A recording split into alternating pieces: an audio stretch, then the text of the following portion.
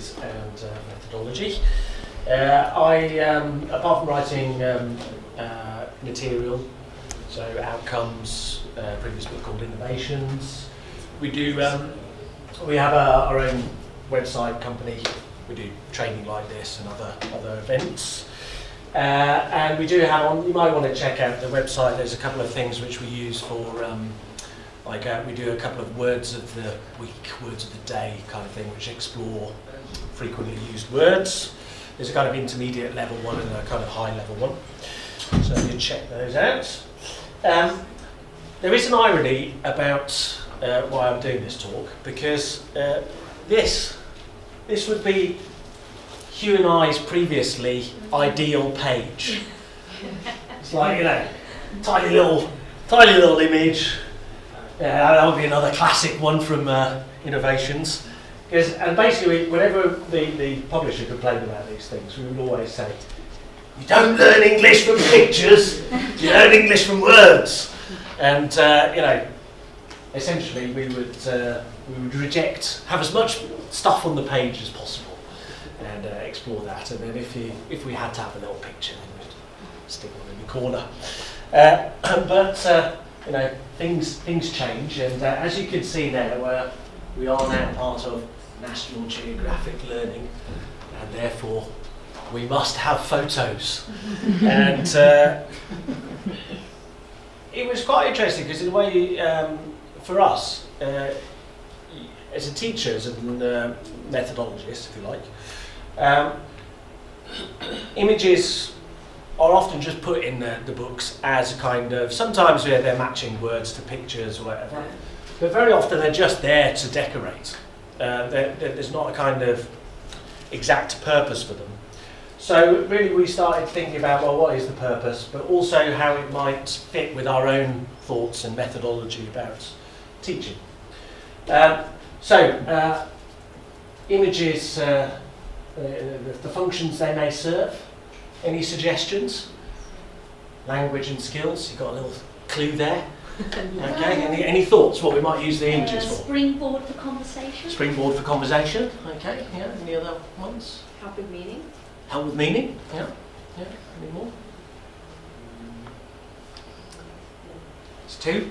Setting context. Fun? Setting context. Setting context, okay, yeah. Language work. I think I've got 6 or 7 here. Yeah. Any more? No?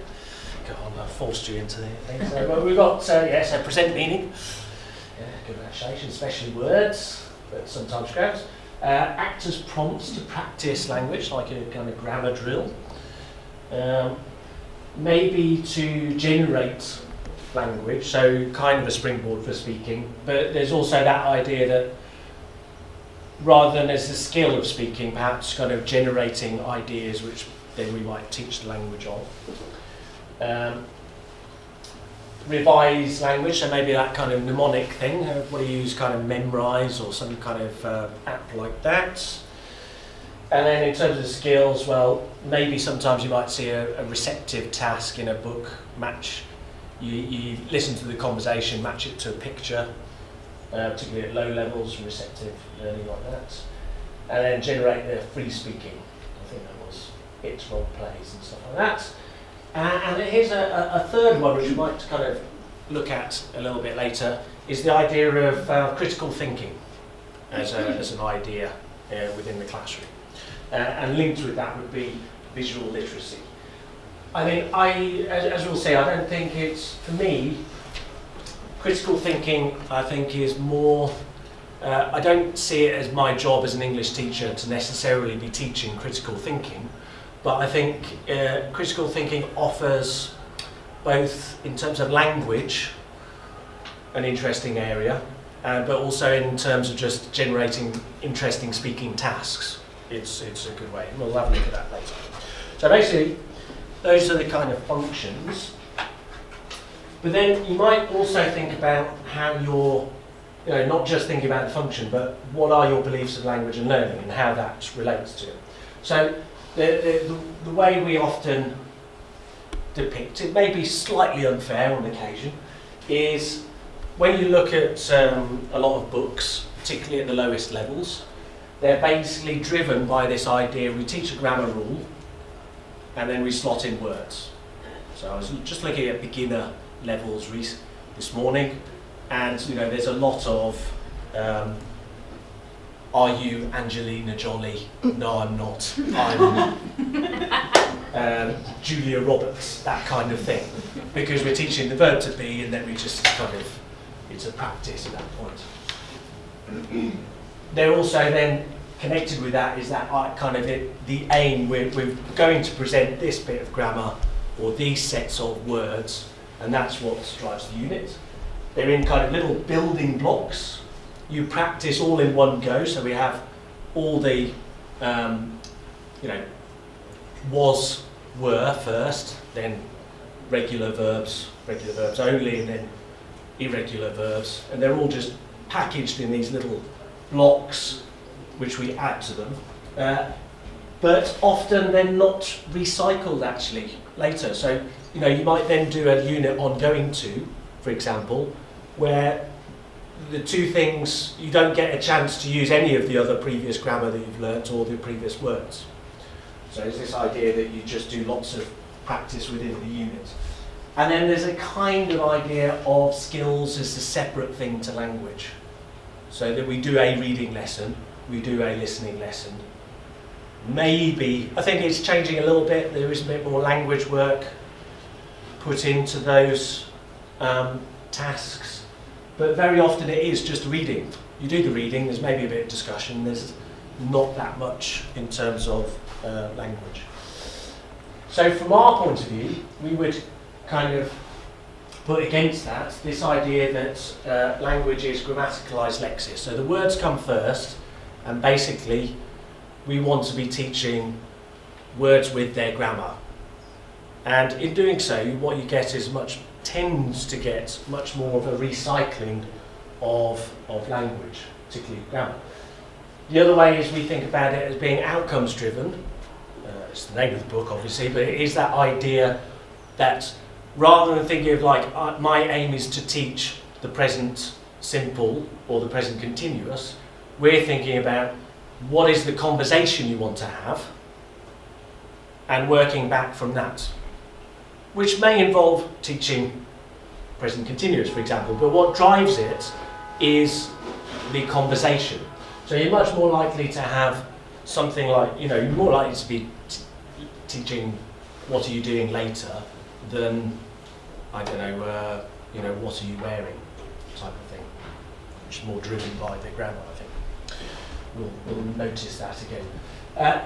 Against this idea of building blocks is the idea of a spiral or U-shaped learning. So it's this idea that you learn something, in the first instance, you can kind of half produce it, but then when the students go on, they regress. When they try to integrate it with some other thing they're trying to say, they don't produce the correct version, and then over time, they as they get more exposure and greater awareness of the language, it becomes more accurate.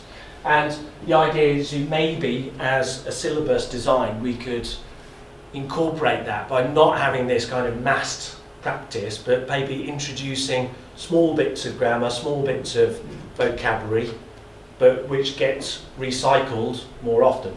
And I think this happens more when you start with a word, but are presenting those words with the grammar that they normally go with. One of the things again at the low levels, is partly because it's in my mind we were talking about it. If you teach a verb, for example, like, save money. If you wanted to present that at a low level, often you wouldn't be able to put it with the grammar it would normally go with, because we haven't taught this grammar.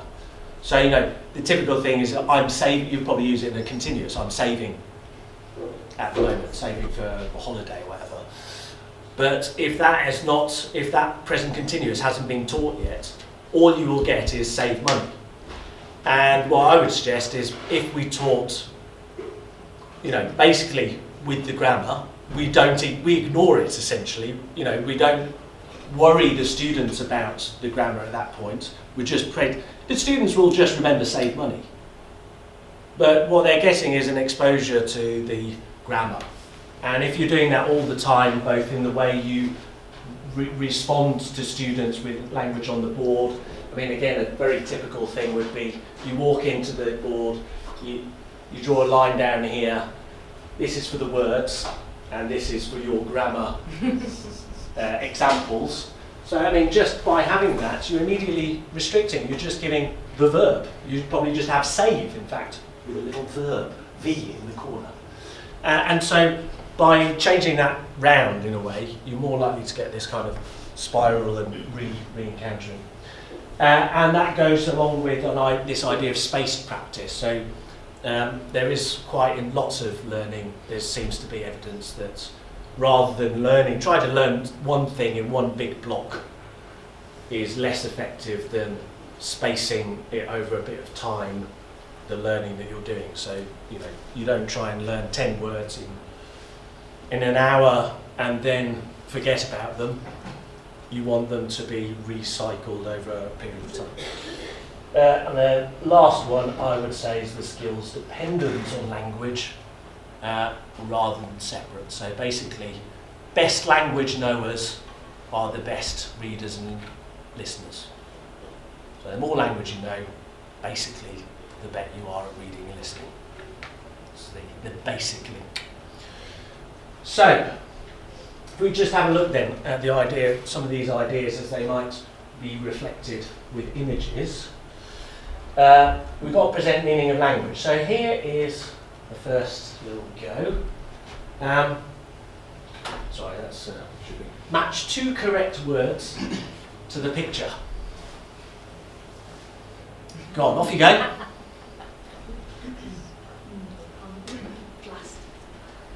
Yeah, I mean, basically, obviously, you can't do it. The simple point about this is it would work as well with match the words to the meanings or match the words to the pictures. We see that as somehow teaching the meaning of these words. But you can't do the exercise unless you know the meanings already. So it's a very kind of obvious in a way when you think about it. But for me, one of the problems is actually if you're just matching pictures to the word, or just to the meaning, word with the meaning, at the end of that exercise, all the students have is the meaning. They don't actually know how to use it, which is why I always prefer a gap fill myself, because they still have to know the meaning to do the exercise. To complete the exercise, they have to do the meaning. But what they would have examples, ideally, are good uses of, or one use of how the word works, which you can then exploit. In terms of how you might use images, though, here's another possible one. Match the correct word to the picture.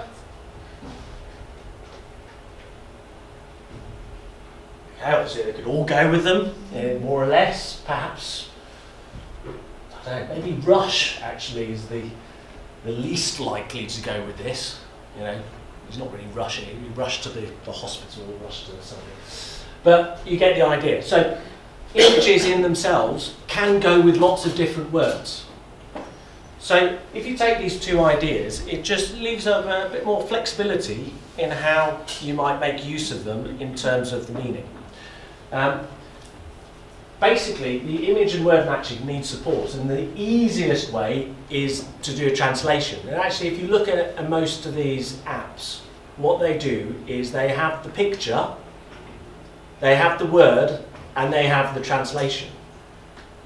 And that's how they generally work. And then when you come to what the picture then does is used to test the words that you do. It's used to kind of revise them.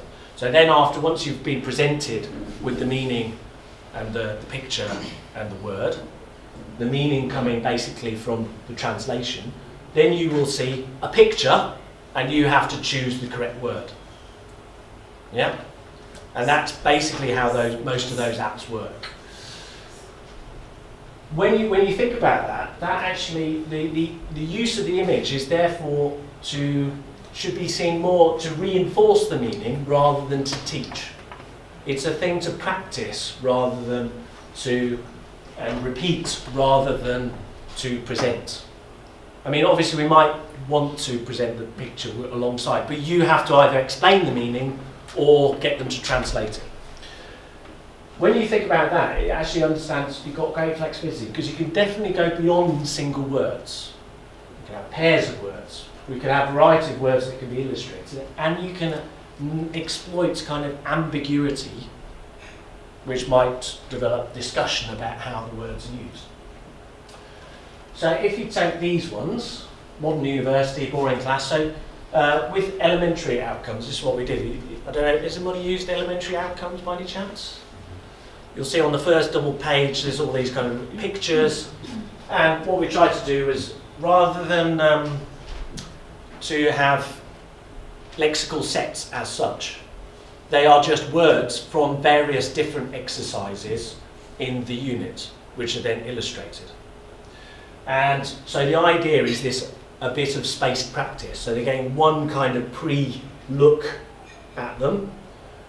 Then when they come to do the exercise, they might have another picture there, but they do the exercise, which some of it has been pre-taught, and then actually we recycle it again afterwards. I mean, it goes along that way.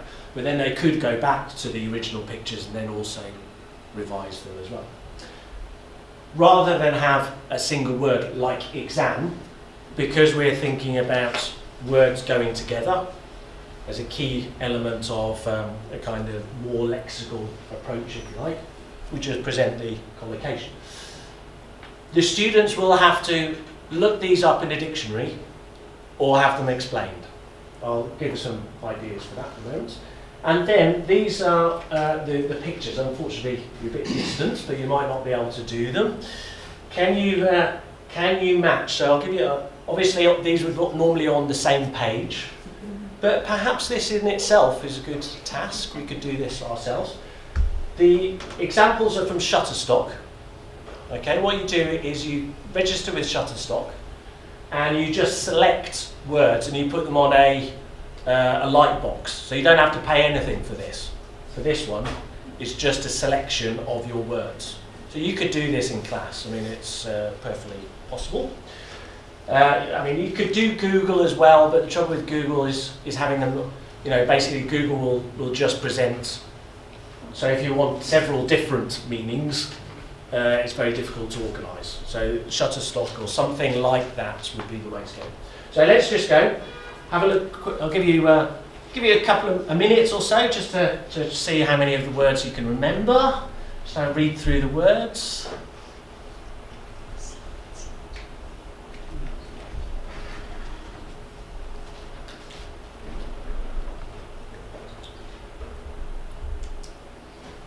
Okay, obviously you won't be able to remember all of them, but you get an idea. Okay, here we go. Which of the pictures, with a person next to you, pair work in our traditional ELT way, how can you, which picture goes with which collocation? I mean, I know they're not the clearest, I'm sorry about that.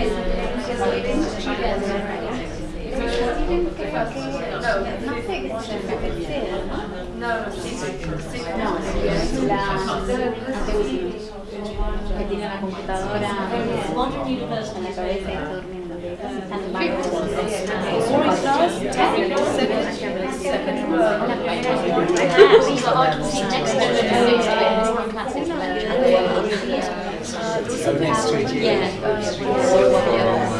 No, modern university. Yeah, maybe that's what the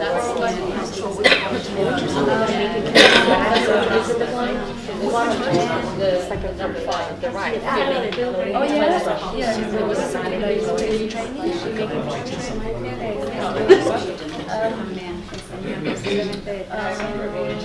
I remember learning Arabic. No. Oh yeah. Creo que se ve The one that stuck out. Oh yes. Oh no, that's to ride a bike. So, I mean, Está buena la actividad porque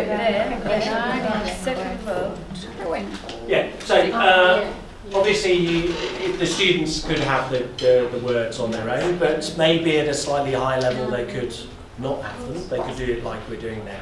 So there's a kind of recall element to the task. But what hopefully you see is that because of the slight ambiguity with some of them, there's a little bit more discussion where you actually recall more of the words than you would if they were very, very clear. Yeah. So, you know, any ones which you weren't sure of? Lazy student. Lazy students. That. Yeah, I think that one is this one, I think. And this one would be, yeah, boring class, I think it was, wasn't it? Which one was boring learn class, yeah. Arabic? Learn Arabic is this one. You probably can't see Yeah, it yeah. here. Any ideas on this one? Cause a problem? Cause a problem, exactly. That one. Solve the problem, exactly. Because it's possible. It was impossible, now it's possible. Yeah, solve the problem. Yeah, etc. Bank, borrow money. Yeah. You get the idea. Yeah, so it's if you are thinking of if we think of the pictures more as practice, they're not there to teach the words as such, that we have to teach them first, then you have a kind of slightly more interesting task, I think, in terms of practice and making use of them. What else you could do with that? So in terms of, you know, my beliefs, one thing would be not just having lexical sets. There is some kind of evidence that when you learn in a lexical set, it can, when it's the first learning, it can be a little bit confusing sometimes. So if you learn, like, I don't know, history, geography, I mean, that would be adjectives, like boring, interesting, nice, whatever. You learn them all together, there's some kind of, can cause some kind of confusion. So one of the ideas is that thinking about your, I mean, again, it doesn't matter whether you're using outcomes or not, but you could look at your own unit of the book, and rather than just going, you could pick out a couple of the words from the lexical set, a couple of the words from the reading, a couple of the words from the speaking, as a kind of pre-presentation of this, kind of like a task in that way. And again, rather than single words, thinking about the collocation at least, or maybe a grammaticalized phrase. You know, you could think about it that way. So we think of it in terms of precycling, if you like. So they don't revisit. You know, they're kind of outcome based in the sense that obviously the words will be then related to what they are going to say. Just a very simple point about having a double words, at least, is that you will get more recycling. So, you know, you're more likely, for example, I don't know, students might, you've got two examples of students. So you've got law student, lazy student. So, you know, at a low level, basically they're getting student twice in their examples. Whereas if you had student and then lazy law, you only get student once. So one of the ideas that we have in terms of why it's good to present at least pairs of words or collocations is that you will more likely have more hits over time in recycling language. Yeah. Any comments there? Any thoughts, questions? Just in terms of the teachers, in terms of how you might present those words to begin with, obviously this first one might be tricky in our multilingual scenario, but what you could do, if you were in a monolingual one, so I'm going to say, una universidad moderno, modern university, or una clase aburrida. Yeah. Estudiar ingeniería. You know, and you just go through and you just say them quite quickly. Basically, you don't kind of dwell on it. You just give them the basic meaning, and then do the exercise. So again, the students will have some will remember some of the meanings and some will not. And if they're doing it in pairs or threes, they can do it together, they can support each other. Or you could just put them in groups, have a race, who can find the meanings of these words in their dictionaries. Bilingual dictionaries, I would suggest, at the lowest level, maybe monolinguals at higher levels. How many, who can find out the meanings quickest in your group?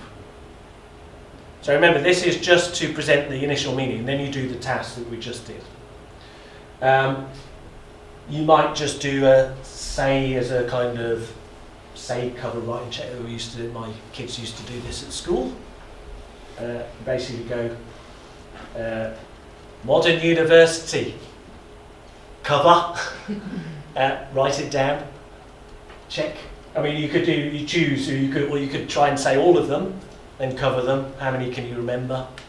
And then check. Then use the pictures, obviously. You can do another one which we do sometimes in the book is you take which pairs of words would you say are connected, or which pairs of words, if you like. So again, just do it with the person next to you. Can you match pairs of words which are connected? Pairs of words.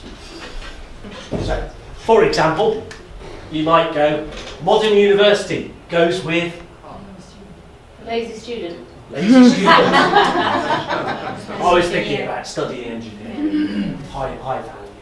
Yes, but it could be lazy students, modern students maybe. Angry boss goes with Cause a problem. cause a problem. Yeah, maybe you caused the problem, that's why he was angry. Okay, go on, just go on, do it briefly with the person next to you. Any other pairs you would come across?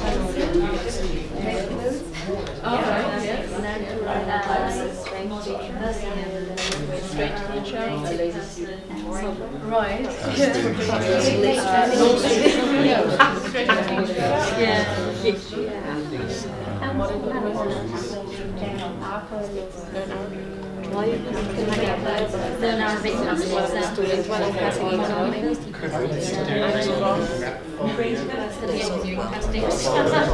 I said study engineering and modern university. Stop. You get the idea. Again, quick revision task, maybe the following day. So you could revisit this list, in more than one way. Any other ones? Well, you might, is it, you could ask them if you think it's a good match or a bad match, and why. Could they think of here that several words could be illustrated by the same picture? We could ask them to look at those pictures and suggest another word which is illustrated by the picture. So they produce the meaning, basically, and attach it to the picture. And again, encourage them to do it as a collocation, perhaps, rather than a single word.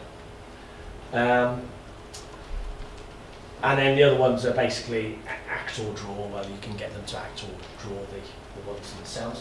And then this last one is just the point about, I've got a whole other talk about that, but sometimes when we ask, so we do the task, and when you're going through the answers, I might ask things like, what's the opposite of pass an exam? Or how do you feel when you pass the exam? Or when do you pass it? That's not very good. Okay. What about where do you borrow money? Only the bank. Anywhere else? Mum and dad. Borrow from mum and dad. So you're asking a couple of questions to explore how the word is used. I won't go into it in great detail here, but it's basically this idea that the concept checking questions that we often learn on CELTAs are meaning focused only. It's yes and no.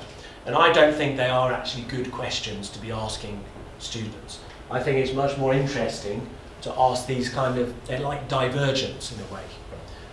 The students can say different things, but to answer the question, for example, why might a boss be angry, they need to understand boss and angry in order to answer that question, but they are then generating their own ideas and language, which you might help them with to explore how that word will be used.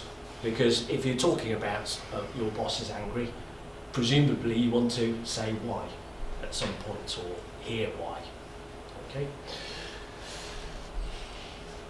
So, any questions there? Any thoughts on that? No? With say, cover, write and check, Yes. how does that help convey the meaning, or how would you? Yeah, I mean, probably no. It doesn't really. Oh, okay. It's just But in kind of. This might be what you do with the pictures afterwards, or just to get them to. Okay, prompts for language. This was an interesting one. This is from a book which I first used when I first started teaching. You can see how old it is. What was interesting when I went back to look at it was just how much visual material there was, but also how little it taught in a way. So this is, he is running. He's running. He's about to jump. He's going to jump. He's jumping. He's just jumped. God. He's going to lift it up.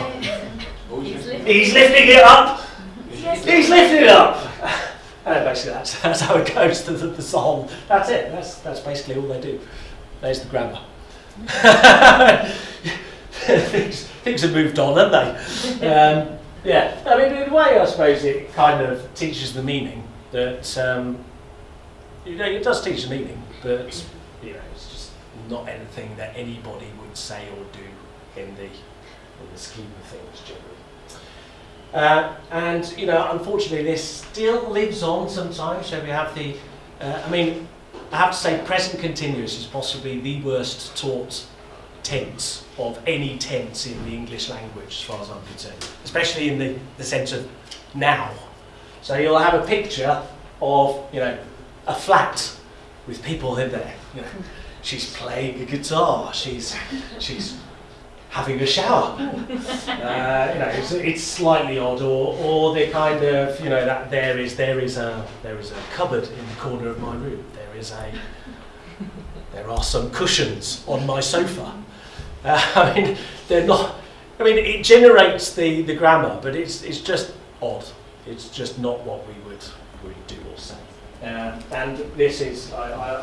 Apologies if you have heard it before, but I once did this class, and I was covering for somebody, and they had to describe a photo, a painting to each other, and I, being a good teacher, they were trying to say something, and I wrote it on the board what they were trying to say, and it was, there is a fat man sitting on a carpet, on a blanket, playing the guitar.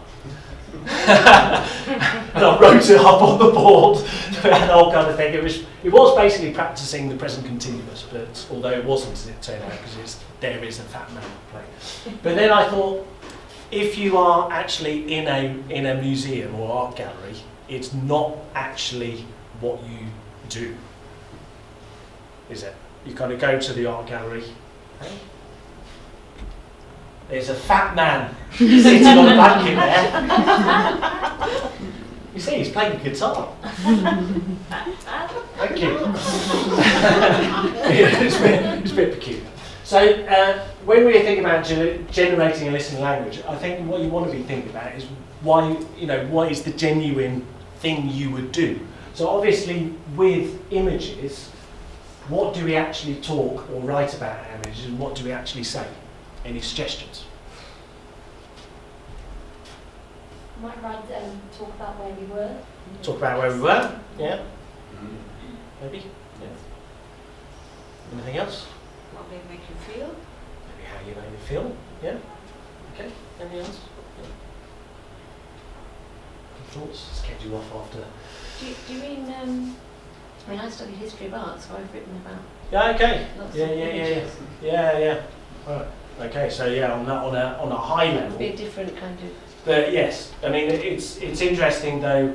If you imagine what the language is that you use to describe pictures in that, in Yeah. a kind of history of art thing. I imagine it's also different to there's a fact that. There's a section, you've got a section in outcomes on that, haven't you? Yeah, we do have a thing of somebody talking about a piece of art, yeah. So, you tend to talk about images, symbols, who painted it, when it was painted. So it's a whole different kind of genre or language. In terms of galleries, apart from the guided tour, it's going to be, oh, that's nice.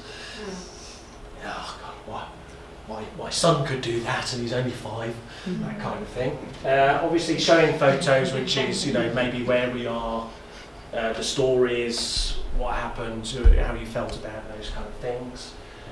Photos maybe we saw in the news, maybe, but we probably don't actually talk about the photo very much. What we talk about is the news around it.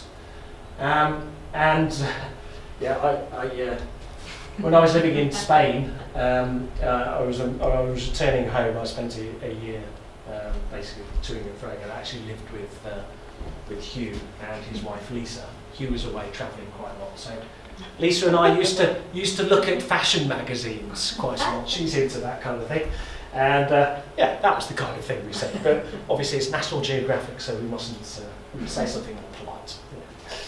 That kind of thing. So just as a thought here, a task you might do with this one, which relates to those kind of real themes. Any thoughts? Task you might do? Well, these days, because students have so many photos with them all the time on their phones, they can just talk about family and friends, show Exactly. photos. Yeah. So basically this is, the task is to talk about who the people in the photo are, why you're showing it them. You basically act as the photographer and explain the photo. Okay? It's a little bit false maybe, but then the whole point then is the discussion of the photos. So, it's family and friends, who's the guy in the middle.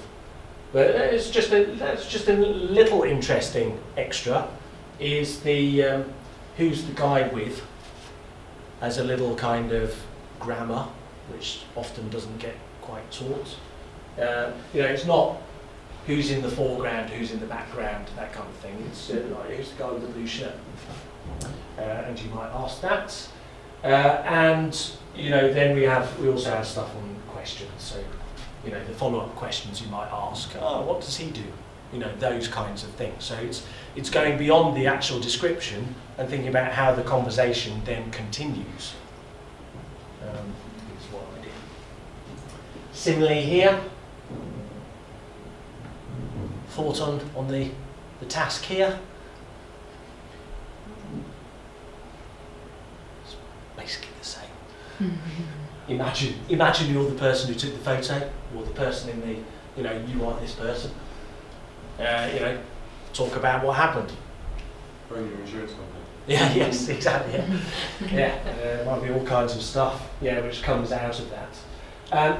When you generate those kind of conversations, obviously this is a unit about weather and nature and talking about those things. But when the students are speaking, I wouldn't. Sometimes, if I see opportunities to teach something which I know is going to come up later in the unit, I will obviously take that opportunity. I might say, oh, you were trying to say this, write up on the board, maybe gap the word they were trying to find, check with the people next to you, give it to them. But I would also just go with whatever they're saying. So it doesn't, even though it's, the point is not necessarily that they do directly go to the thing I expect. The more important thing is that it's generating a speaking and genuine task. But I would be looking for these opportunities in all cases to teach them something they were trying to say, which they couldn't. And it's rather than error correction as such, it's more that gaps in what they know. So they might have used a French word, or they might have just struggled tried to say it another way, you've understood what they've tried to say, and then you probably do it, the kind of thing you do just one-to-one, but then may forget to put on the board and share with everybody. And that's the kind of idea. Okay. The other side of it is to do with spaced practice, actually. Because if you take this one, what would be the task? Task here, go on. It's the same. Imagine you were the person here and what happened. Basically, what grammar would be covered in this one? Do you imagine? If you were talking about the story about what happened? Well, if you were talking about the picture, you'd be saying he's standing. Yeah. So we use it. The thing is, what happened? The task is actually about what happened based on the thing. So you're explaining the story behind it. So basically, You might use present tenses to talk about the story. So I'm standing. guys, okay. Yes, you could do.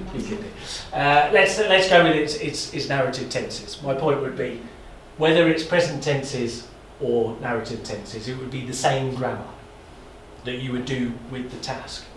The difference would be, it would be different vocabulary.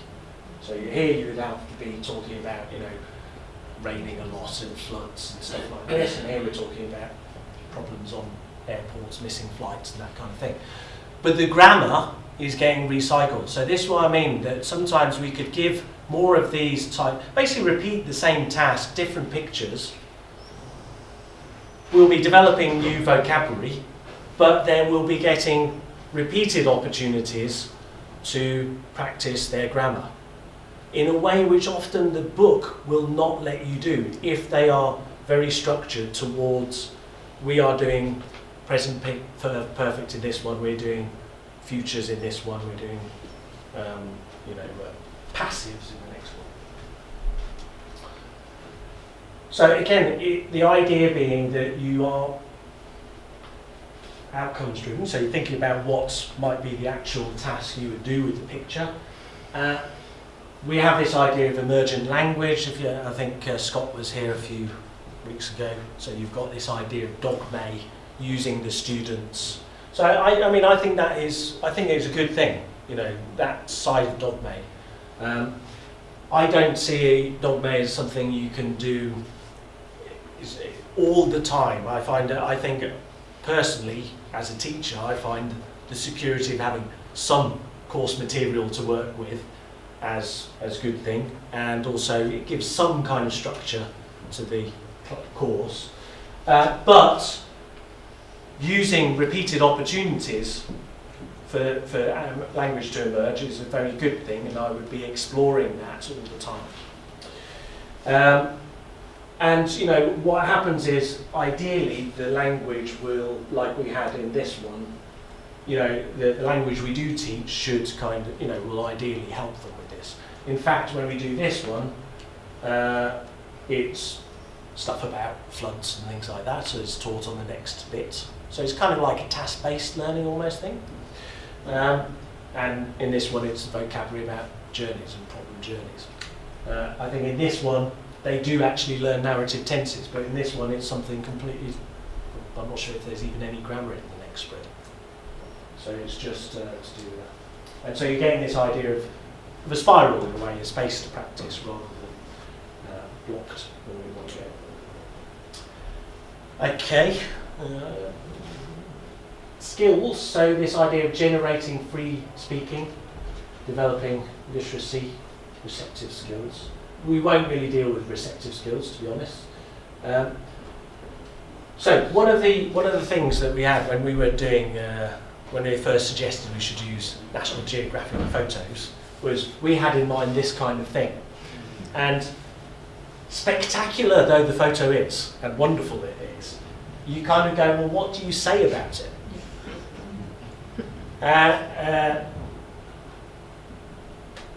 Wow. Impressive photo. It's a bear. Is that a salmon, do you think? What is that? I don't know. He must be hungry. I know, it's limited what you can say about it. You can be impressed by it or not. So one of the things we were trying to think about are, actually when you look on their websites, so we had access to their database of photos. there are actually you realise just a huge variety of photos. And what was driving us was thinking a little bit more about what the conversations might potentially be around the photo. So what types of issues or things you might talk about connected to it. Now, in fact, if you take this one, you could, if you think about it as just as a prompt, and then talk about other questions you could ask connected to it, which people might talk about, then you can kind of have quite a lot of conversation. So we could have something like this. What do you think of the photo? Okay, so start by that. Where do you think it is? Have you ever been there? Have you ever seen bears in captivity in the wild? Where? What did you think of the experience? Do you like nature documentaries? Have you seen any recently? What did you learn? Have you seen any interesting animals in the wild? Do you know anyone who likes to photograph wildlife? So you kind of broaden the subject, basically. You kind of use it as a very initial starting point, but then ask questions. Yeah. So I was a photography student 100 years ago. Yeah. And one of the courses that introduced us as photography students was something called creative audience. Okay. Where instead of becoming creative photographers, we became creative responders. Okay. Or at least that was the intention. Yeah. And it led to the examination of images from a right brain perspective. What do you get out of what you're seeing that goes beyond the obvious context? Yes. I'm kind of thinking that when it comes back to language, you could explore in the direction of, is the water cold? What if you were the bear? Would you want to roll around on the grass? And you could get to a different level of language exploration. Yeah, I mean, I would say yes, entirely, and that's a way to go. Personally, I would tend away from that because I'm more interested in kind of closer to real conversation. So that's my belief. I'm not saying one is wrong or right. It's the way it goes. But the idea is exactly the same. You're going a little bit beyond it, but the point is you have to push them. You have to give them these options. It won't come just naturally from the maybe for more advanced students. Yeah. You could open a line of. And maybe once they've done it a couple of times with you guiding them, they might come up with their own questions, perhaps their own ways or perspectives about it, which could in itself be quite an interesting task. Yeah, I mean, the other way is maybe, it's close to this, is this idea of visual literacy. I don't know if this is entirely correct here, because we've got photographers in the house, I may be wrong. But this is the way I take it. Is this kind of what are added meanings within the image? So, critical thinking is essentially, why have they written this? Why have they chosen those particular facts to present to us? It's that kind of idea. And you can apply that to what it means to different groups, how it relates to our society. So this is one. Any thoughts, what the critical thoughts about it? Well, do we know where this is? Is that a pyramid? That is the pyramid. The shadow, rather. I mean, Yes, exactly. Yeah. So why do you think they took it from that angle? Because you never look that way. You always look at the pyramid. Yeah.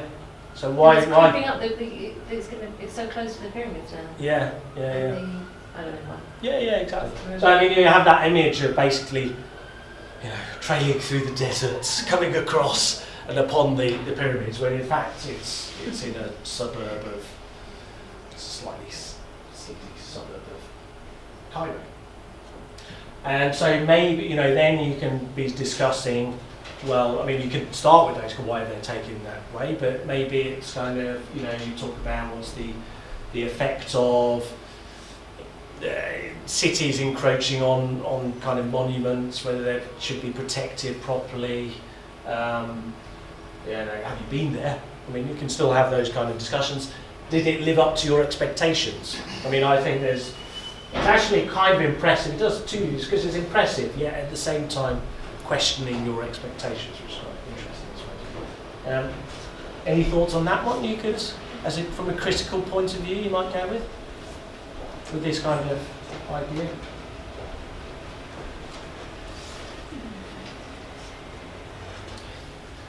The way we went with this was, the question was, why aren't there any women in the photo? Maybe something like, what's the effect of modern life? Yeah. Any other suggestions? Work-life balance, stress, kind of thing. You could talk about the banking crisis, maybe, why how that relates to it. Male-dominated, kind of, after too much money. And there's last one. Any thoughts where that might lead? Discussions about fair trade. Discussion of fair trade, yeah. Any other thoughts? In that case, actually, we did. They had what jobs are needed. They're given some jobs. Which jobs are needed to get the tea from here to your cup? And they had a discussion about that, and then which one's more useful. Which turns out that surgeon might be the least useful of them. Yeah. They're little ways of thinking about photos from a different angle and thinking about those kind of social connections.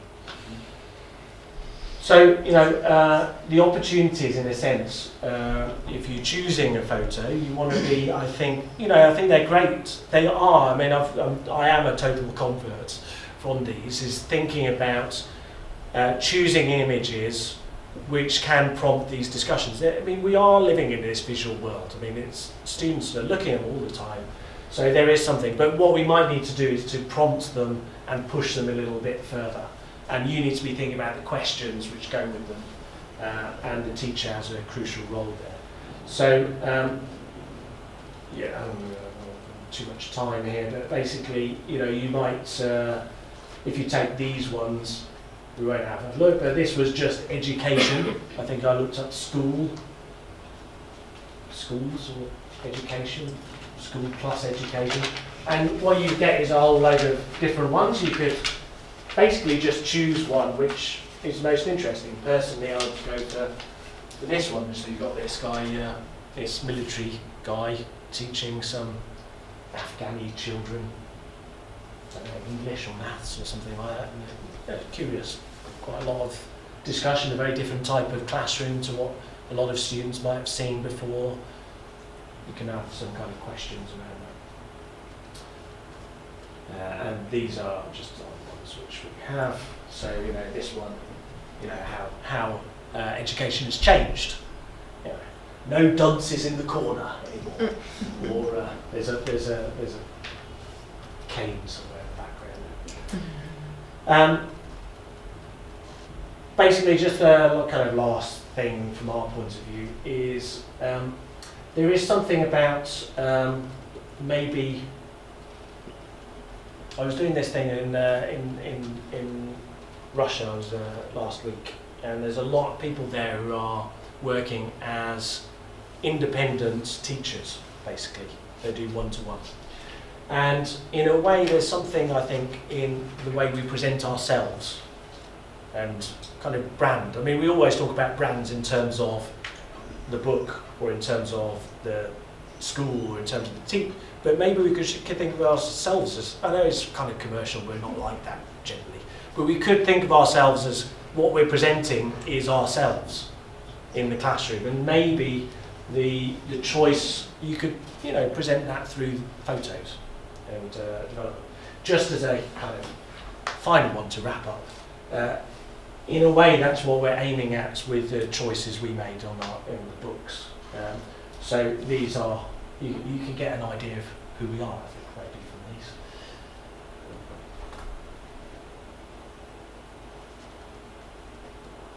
It's my favourite photo, I don't know why.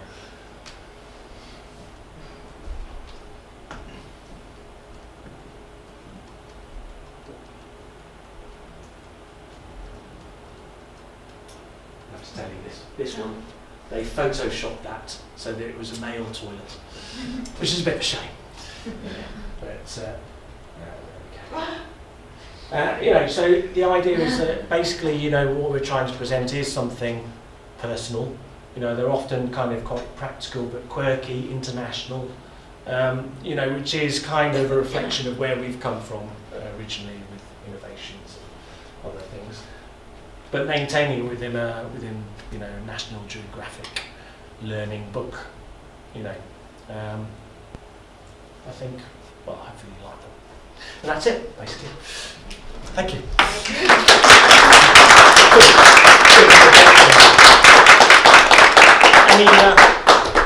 Any last questions? Comments? Have you started to think of the role technology will play in your class regarding images, not just Google, but going beyond that? No. I do sometimes use Flickr.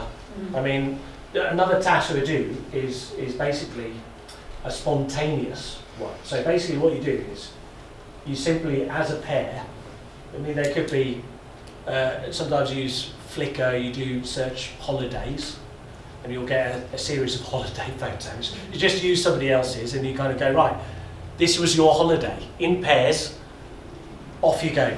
Explain, talk to them about your photos on your holiday. And then you just flick through them like that, in that way. And you give them 30 seconds or a minute, they can repeat it several times. I learned that from Nick Milborough, showed me that thing. But I think it's a good little task. So yeah, so sometimes something like that might be of use. I sort of, I'm thinking to myself, well, the more memorable an image, the easier it is for students to recall it, language to it. Yeah. I'm wondering if it gets to a certain point where too memorable might get in the way.